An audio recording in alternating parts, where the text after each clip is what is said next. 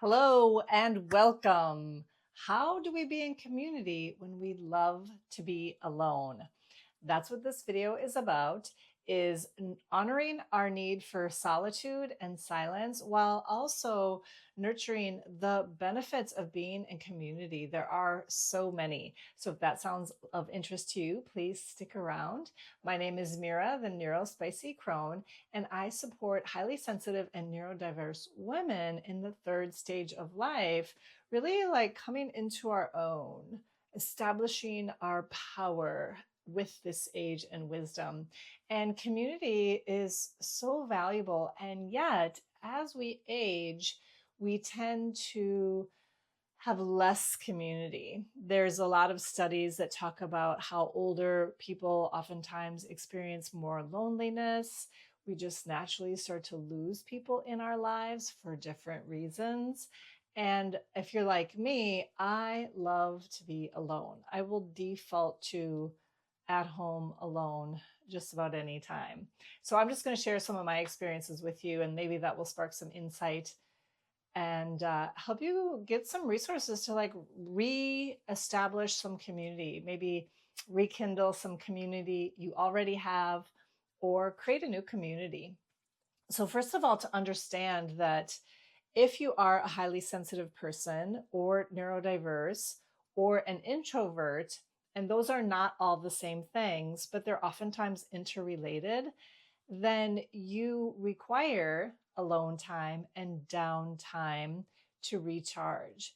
And so the easiest way to think about the difference between an introvert and an extrovert, and I see this every day because my partner is an extrovert. He loves to socialize, and socializing energizes him. The more he socializes, the more energy he has. So he gets recharged by being out. If he doesn't get to go out and socialize, after a while, he starts to feel a little down. He feels like something in his life is missing.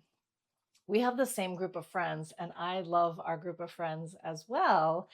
However, when I'm out socializing, it drains me. It leaves me feeling depleted. It's not that I don't enjoy it, and that these people don't matter to me, because they do. It's just a matter of if we recharge alone or if we recharge in community with others. And so that's the main difference between an introvert and an extrovert. Now, when it comes to being a highly sensitive person or having a neurodiversity, which is a whole lot of different things, and hopefully you understand that about yourself and are learning more about it, is that our nervous systems tend to become flooded, where no matter what kind of input we're getting, it at some point just becomes like too much. I'm done. I'm full. It doesn't matter if it was all lights or all noise or all people and socializing. There comes a point when our nervous systems are just like, time out. I need a minute to digest all this. And so to understand the process of our nervous systems, just like with food, we eat some food and then we stop eating food and we give our body time to digest. We need to do that with our sensory inputs as well. And socializing is really complicated sensory inputs because it's also emotional input, cognitive input. There's a lot going on when we're socializing. So it's not like we don't want to have friends and we don't want to be in community. And we also need to balance that with a lot of solitude. So I really want us, for ourselves, to never feel guilty for how much solitude we require to be well. It's part of our well-being. So Sunday silence is a beautiful thing to do, where you're just like, I'm alone. You know, some people like to go out to Sunday brunch in a loud environment. That might be fun, but it's also going to be draining. So then what are you going to do to make up for that? So the first step for me is really understanding, like, what are my needs and how do I feel before, during, and after socializing? Because being in community can be very nourishing for me up to a point. So my sister is also an extrovert.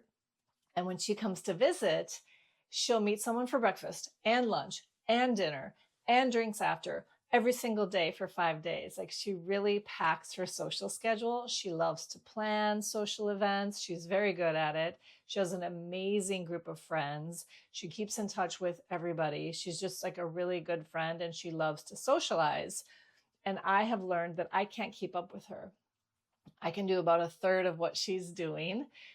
We have a kids yoga teacher training that we ran for 20 years, and we would have a long retreat intensive that I was leading and she was facilitating the experience of. And afterwards, boom, socialize, socialize, socialize, one thing after another because she was in town.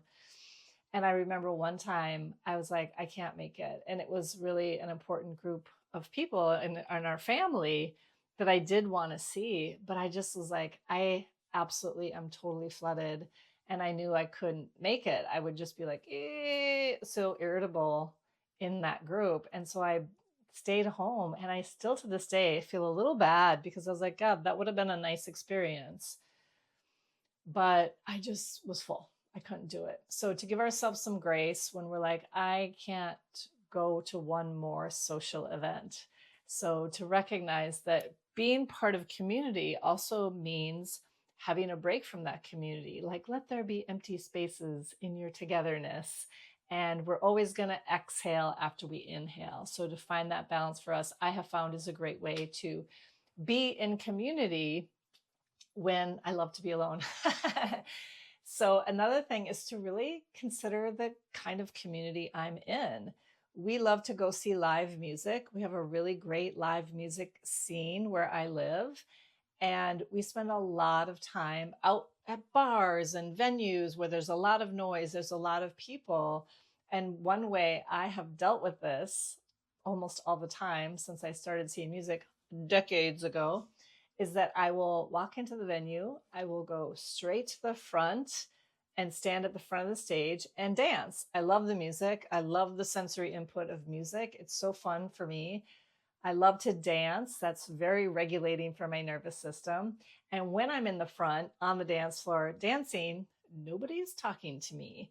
Whereas if I'm standing on the periphery of the dance floor or further back in the venue, there's always somebody who wants to talk to me. And first of all, I'm like, shh, I'm listening to the music. But also trying to talk and socialize in a loud environment is really hard for me. It makes me irritable pretty quickly, and it's hard for me to process everything. And so I'm like single channel, like let me go to the music and experience the music. And then during the breaks, I would be happy to talk to you and hang out and see how you're doing. We can go outside and have a chat. So my partner is awesome because he loves to dance. So we just go to the dance floor and we dance and enjoy the music. And then I can sort of confine the socializing with my community in a way that works for my nervous system. So it's just a matter of finding out what works for us. Another thing is the Minnesota goodbye. So I live in Minnesota, and it's a funny meme, but it's also very true, is that when you go to say goodbye to somebody, it starts a conversation. So it's not like goodbye and you leave. It's goodbye, oh, and you have a conversation.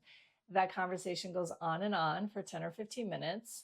And then you go to say goodbye to somebody else, and it's another 10 or 15-minute conversation. So it can be actually really hard to leave. And so I'm out the door without saying goodbye to anybody. And I still have friends, so they understand and appreciate me for who I am. And so again, just to understand like how this works for me and how it doesn't work for me, and still show up in a way that is beneficial for everybody there in community.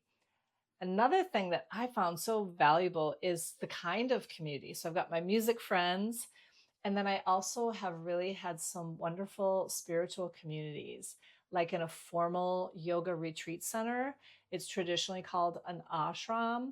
I love this kind of community because everybody is very intentional. It's a conscious community where people are choosing to really be aware of their selves and really speaking with a lot of intention and listening deeply and sharing silence together, sharing spiritual practices together. That's a really nourishing community for me, because in the context of socializing and being in community, there's a lot of silence. There's a lot of understanding and acceptance of quieting your nervous system. We're actually regulating our nervous system with the practices that the community is doing together, the meditation, the breathing exercises. So the chanting, all of that is very soothing and organizing for my nervous system. And we can sit down at a meal together and nobody feels the need to make small talk because we're all practicing being conscious. We're all practicing being in silence. And so that kind of community I can socialize and be a part of endlessly because it includes that quiet and that alone time. And so, like I mentioned, we ran these kids yoga teacher trainings, and it was like a retreat. It was 10 days, maybe 7 days or 5 days, different retreats.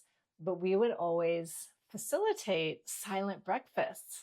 And when we would start the retreat, we would get together in a group and say, here's the schedule, here's where everything is, here's the lunchroom, here's where you can go take a walk in the woods.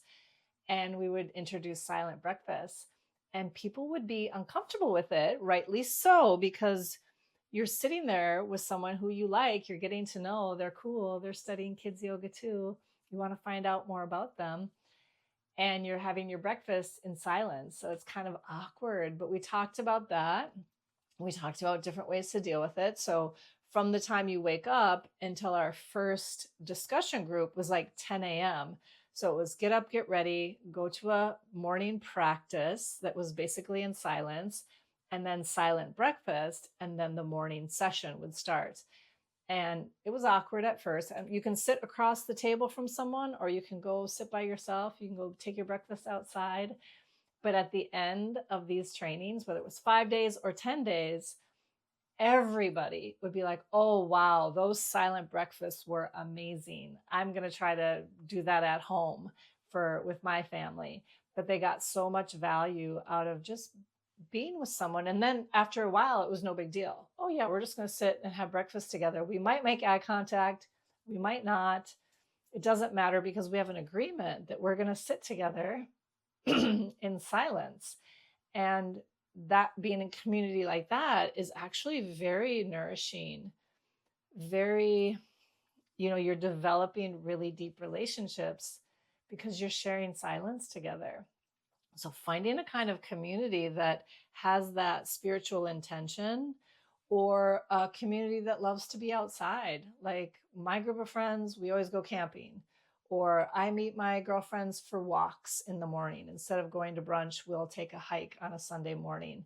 So the kind of activities you do with that community can really make that community feel more nourishing than, a loud bar or something like that might not be as suitable to you. So community is about honoring ourselves and taking care of ourselves, which might be solitude and silence, so that when we come into the community, we're available, we have something to offer. So as we age, community changes. Our groups of friends change. Sometimes we have friends from college. Sometimes we have friends from a previous job.